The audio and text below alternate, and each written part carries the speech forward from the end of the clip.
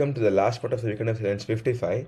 So in this part, we'll be seeing the SecureBank API. So this is one of the interesting project in this particular weekend.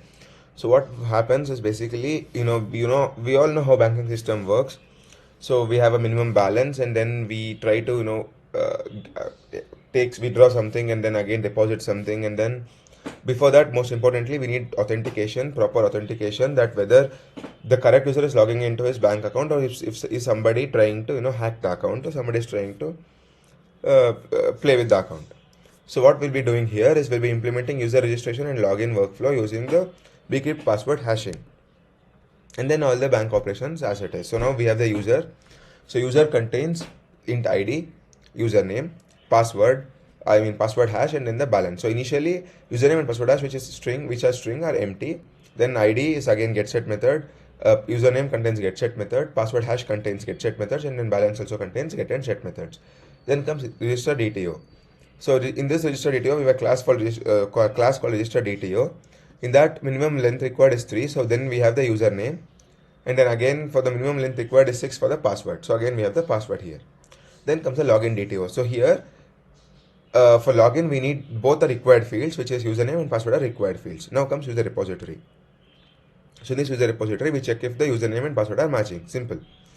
So yeah, first we have the inherited class, which is user repository from iUser repository, and then the database context, which is we are mapping database context, and then we have the get by username asynchronous function. So get by username. So when we are searching for users, we are getting by username. So what is happening is we have this is async function. So we have the await, which is context users first default async. So basically what is happening is we check for the first matching record, which is with that for particular username.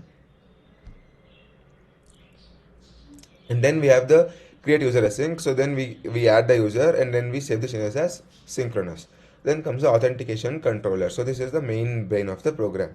So here again we have the base class, which is authentication controller from the controller base. Then we have the read-only repository, which is user repository. Then authentication controller method, which is maps the authentication repository. Then we have the first method, which is register, which takes the parameter request from the body, and then it checks if the mode state is if the model state is not valid, it says model state is not valid, bad request. If it is valid, then we move on, and then we normalize the username. So whatever the username is there, we trim it, we remove the blank spaces and all, and then we convert it into lowercase. So after that, we check if the existing user is there. If the user is already there, then we say username already exists, and then we use a bcrypt password hashing for the whatever the password is there. And then we create the user. So whatever the user is there is his normalized username, and then hash password is his final password with the balances 1000 initially. Then after that we create the user account. Then comes the valid. So here we have to check if the username and password is matching. So for this we again check if the model state is valid. If it is not valid, then we return a bad request. And if it is valid, then again we normalize username is converted into lowercase, and then we check if the user is null. If the user is null, then we say invalid username or and password. And then we check if the password is matching with the original password. If the password is matching, then we return OK, saying message login successful, balance is this, username is this. If the password is not matching, then we say username or password is not valid, or it is invalid. So let me run the program. So let's check. So now let me check for valid registration. So this is the valid registration. Let me check on register. So the user is now registered. Now let me click on login. So you can see login is successful. The username is dev student, and then balance is 1000. So let me check for invalid login. So here the password is wrong. Then I check for login. It says username or password is invalid. So let me submit the program.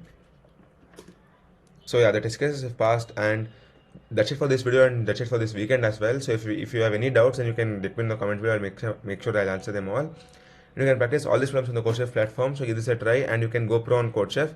So if you want to practice more such problems or get yourself ready for interviews, then you can go pro on CodeChef. So yeah, I'll see you next week. Thank you.